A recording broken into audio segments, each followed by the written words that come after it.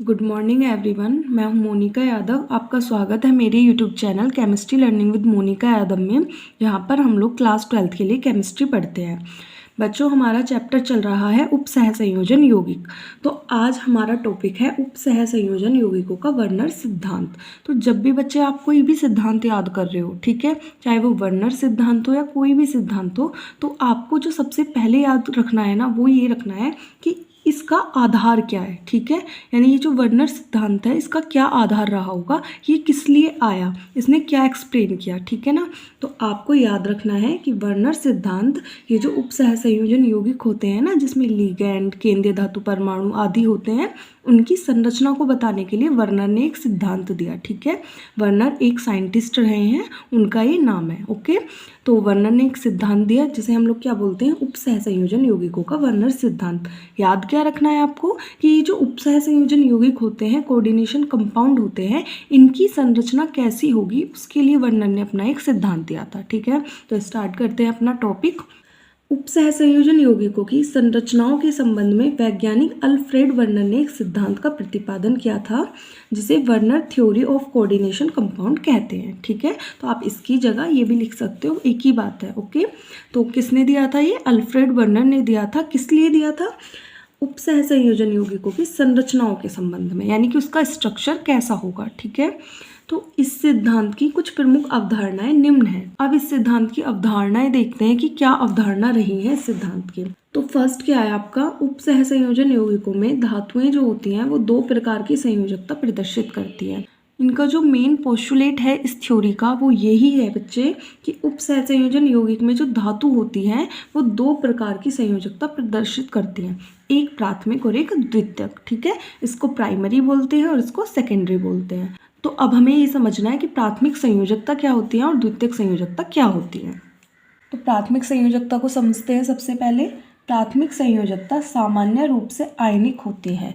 आयनिक का मतलब होता है बच्चे जो आयन में ब्रेक हो सकती है। जैसे आप लोगों ने NaCl देखा है ना, तो आप लोगों को पता है NaCl को हम लोग, यानी कि नमक को हम लोग पानी में डिजोल्व कर दें या फिर मेल्ट कर दें, यानी कि पिघला दें, तो आपको पता है वो एक तो सोडियम आयन देगा यानी Na+ देगा, और एक क्लोरीन आयन देगा यानी कि Cl- देगा। तो इस चीज़ को बोलते हैं आयनन। तो ये बोल रहा है जो प्राथमिक संयोजकता होती है वो सामान्य रूप से आयनिक होती है तथा यह ऋणात्मक आयनों द्वारा संतुष्ट होती है। मतलब ऋणात्मक आयन जो होते हैं ना बच्चे, यानी कि जिनके ऊपर ऋणावेश होता है, उनसे इस संयोजकता को संतुष्टि मिलती है। ओके, इसका मान प्रत्येक धातु के लिए निश्चित नहीं होता है। जो मान होता है प्राथमिक संयोजकता का, ये किसी भी धातु के लिए निश्चित नहीं होता है। तो इस संयोजकता को किससे दर्शाते हैं, डॉटेड लाइन से, जो आपने देखी होगी ना, टूटी हुई रेखा बोलते हैं हम लोग जिसे, उससे दर्शाते हैं। तो आपने अगर पहली बार पढ़ा होगा तो हो सकता है आपको डिफ़िकल्ट लगे, लेकिन बहुत ही आसान है। आपको बस इतना याद रखना है, प्राथमिक संयोजकता एक तो आयनिक होती है और ऋणात्मक आयनों, मतलब जिनके ऊपर ऋणावेश होता है, उनसे संतुष्ट होगी। इसका मान प्रत्येक धातु के लिए निश्चित नहीं होता। प्राथमिक संयोजकता को डॉटेड लाइन से दर्शाते हैं। अब ये तो था प्राथमिक संयोजकता के बारे में। अब समझते हैं द्वितीयक संयोजकता के बारे में। और बच्चों, मैं आपको बता दूं कि मैं डायग्राम से भी समझाऊंगी प्राथमिक संयोजकता किसे कहते हैं, द्वितीयक संयोजकता किसे कहते हैं, बट थोड़ा पेशेंस रखिए, पहले स्टडी करते हैं तब आपको एक साथ समझ में आ जाएगा। ठीक है, तो जितना इसमें लिखा हुआ है बस अभी ये एज अ फॉर्मेलिटी याद रखना है थोड़ा सा। तो द्वितीयक संयोजकता समझते हैं। द्वितीयक संयोजकता आयनिक नहीं होती है। बच्चा, ये जो प्राथमिक संयोजकता अभी आपने पढ़ी है, तो उसका थोड़ा सा ऑपोजिट कर दीजिए, वही आपको द्वितीयक संयोजकता में मिलने वाला है। तो ऊपर क्या पढ़ा था आप लोगों ने, आयनिक होती है, अब इसमें क्या लिख दिया, आयनिक नहीं होती है, यानी कि इसका आयनन नहीं हो पाता है। ठीक है, तो द्वितीयक संयोजकता जो होती है वो ब्रेक नहीं होती है प्राथमिक संयोजकता की तरह। ठीक है, तथा यह उदासीन अणुओं अथवा ऋणात्मक आयनों द्वारा संतुष्ट होती है। बच्चे, आपको ध्यान रखना है, देखो ये जो है ना ऊपर वाली प्राथमिक संयोजकता, ये ऋणात्मक आयनों यानी ऋणावेश से संतुष्ट होती है, और द्वितीयक संयोजकता ऋणावेश से भी हो सकती है, साथ में आपका उदासीन जो अणु होते हैं ना, उनसे भी हो सकती है। ठीक है, तो ये दोनों एक तरीके से अंतर करके भी आप लोग इसको पढ़ सकते हो। कभी कभी आ जाता है प्राथमिक और द्वितीयक संयोजकता में अंतर क्या है। और वैसे भी पूरा ही आज का जो टॉपिक है, यानी कि वर्नर सिद्धांत, बहुत ही ज़्यादा इंपॉर्टेंट है, मैक्सिमम टाइम पूछा जाता है। ठीक है, तो देखते हैं आगे। इसका मान प्रत्येक धातु के लिए निश्चित होता है। आप देख रहे हो जस्ट उसका ऑपोजिट हम लोग करते जा रहे हैं, वहाँ पे अनिश्चितता और यहाँ पर निश्चित होता है। द्वितीयक संयोजकता संकुल यौगिकों में यानी कि उपसहसंयोजन यौगिकों में जिनकी संरचना की वर्णन ने बात की थी उनमें धातु की उपसहसंयोजन संख्या को दर्शाती है। तो एक्चुअली में जो द्वितीयक संयोजकता होती है ना, वो धातु की जो उपसहसंयोजन संख्या होती है उसी को दर्शाती है। ठीक है, तो इसे ठोस रेखा से दर्शाते हैं, वहाँ डॉटेड लाइन से दर्शाते हैं और यहाँ पर ठोस रेखा से दर्शाते हैं। अब अगर आप लोगों को उपसहसंयोजन संख्या के बारे में नहीं पता है ना बच्चे, तो आप लोग मेरी पुरानी वीडियोस देख सकते हैं, उनमें सब कुछ एक एक टॉपिक मैंने कराया हुआ है। ठीक है, आई होप कि आपको प्राथमिक और द्वितीयक संयोजकता समझ में आया होगा। तो मेन ये है कि प्राथमिक आयनिक होती है, ये आयनिक नहीं होती है, उसे डॉटेड लाइन से दर्शा रहे हैं, इसे सॉलिड से दर्शा रहे हैं, है ना। वो ऋणात्मक से होगी केवल, और ये उदासीन और ऋणात्मक दोनों से होगी। और द्वितीयक संयोजकता मेनली आपको याद रखना है कि उपसहसंयोजन संख्या को दर्शाती है। ठीक है, ऐसे एमसीक्यूज में भी पूछ लिया जाता है। ओके, अब यहाँ पर ये नंबर 2 है।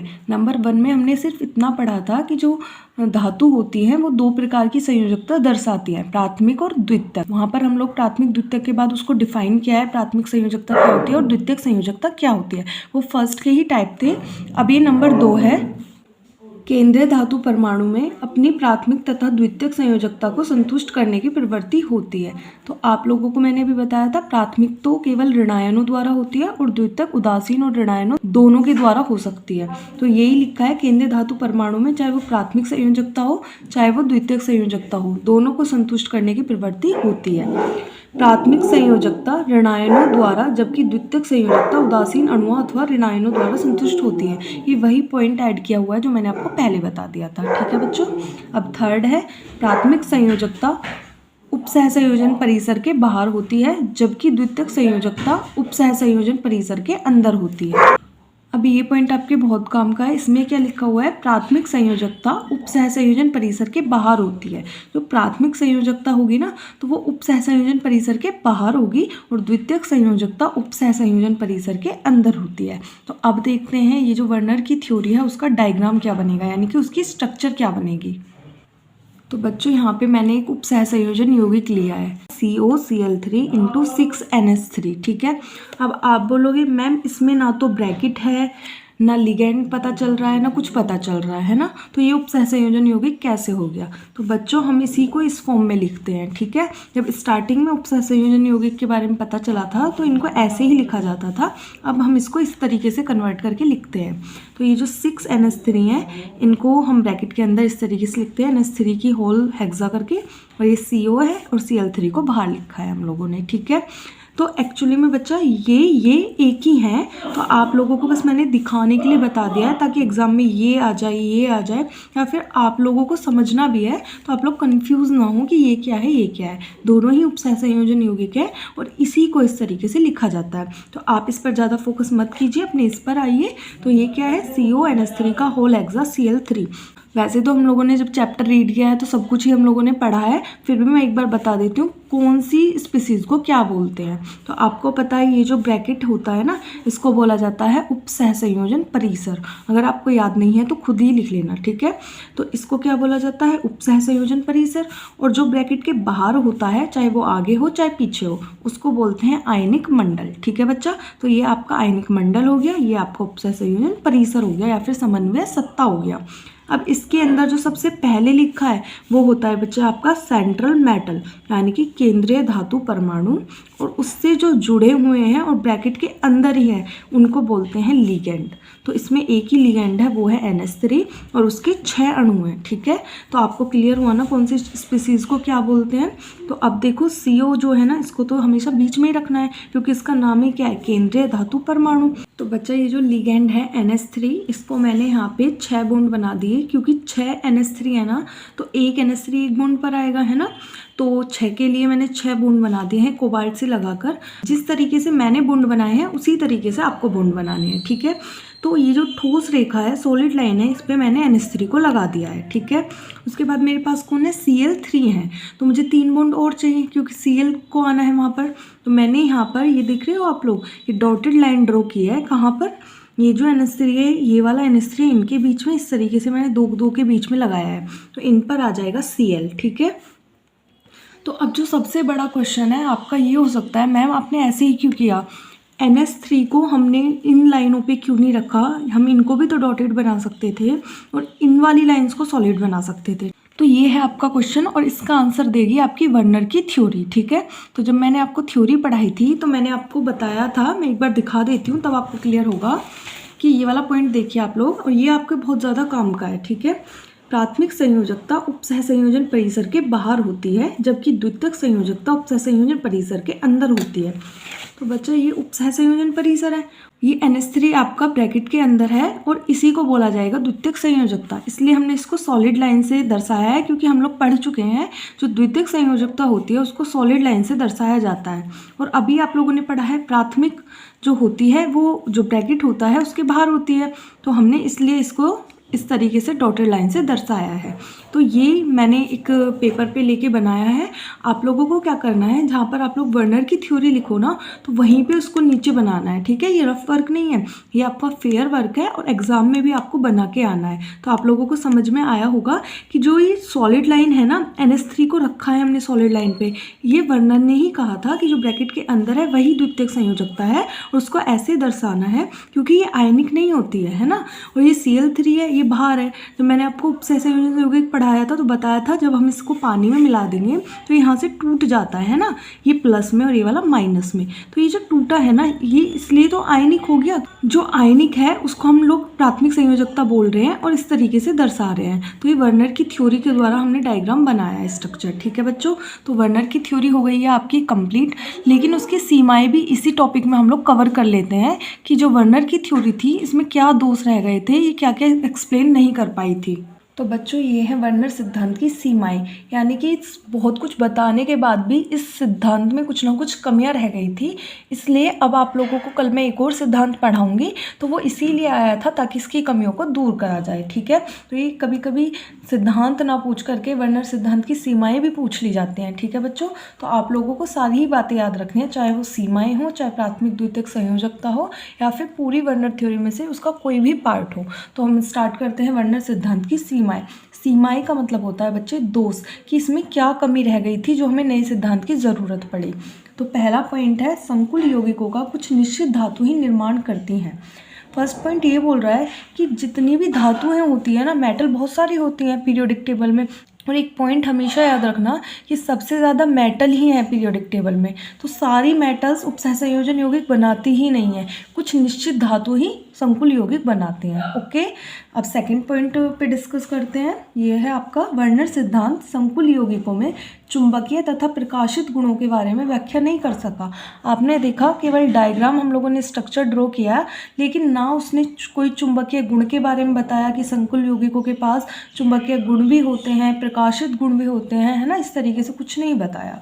तीसरा पॉइंट है संकुल यौगिकों की ज्यामिति निश्चित होती है, इसका उत्तर देने में यह सिद्धांत असमर्थ रहा। बच्चा कोई भी यौगिक है उसकी ज्यामिति निश्चित ही होती है ज़्यादातर, लेकिन ये जो सिद्धांत था वर्नर का सिद्धांत इस बात का उत्तर ही नहीं दे पाया कि वो जो ज्यामिति है वो निश्चित है या नहीं है। ठीक है, तो ये तीसरी कमी रही इसकी। चौथा पॉइंट है विभिन्न समन्वय यौगिक, यानी कि संकुल यौगिकों में बंधों के दिशात्मक गुणों की व्याख्या नहीं कर सका। यानी कि जो समन्वय यौगिक होते हैं उसमें जो बॉन्ड होते हैं वो दिशात्मक है, अदिशात्मक है, कुछ नहीं बता सका। ठीक है, उसके बाद ये लास्ट है समन्वय यौगिकों के रंग की व्याख्या करने में विफल रहा। तो स्ट्रक्चर तो दे दी बट ये भी नहीं बता पाया कि यौगिकों का कोई रंग होता है या नहीं। तो बच्चे 2-3 कमी थी जिसमें ना वो चुंबकीय गुण बता पाया, ना रंग के बारे में बता पाया, ना बंधों के यानी कि बॉन्ड्स के दिशात्मक गुणों के बारे में बता पाया, और ना ये बता पाया कि ज्यामिति निश्चित होती है। ठीक है, तो ये कुछ कमी रह गई थी, इसलिए एक नए सिद्धांत की ज़रूरत पड़ी जिसे हम लोग संयोजकता बंध सिद्धांत कहते हैं, जो आप लोग कल पढ़ोगे। ठीक है, तो उसमें भी कुछ कमियां ही रह गई थी, फिर एक और नया सिद्धांत आया और वो सिद्धांत आपके सिलेबस का लास्ट सिद्धांत है। ठीक है, तो 3 दिन आप लोगों को केवल सिद्धांत ही पढ़ने हैं। तो आज आपकी वर्नर की थ्योरी कंप्लीट हो चुकी है। क्वेश्चन आएगा तो आपको बिल्कुल यहीं से ही मिलेगा, तो इसलिए कंप्लीट लेक्चर को ध्यान से पढ़ना है और अपने नोट्स बना लेने हैं। ओके, तो मिलते हैं नई वीडियो के साथ। Thank you.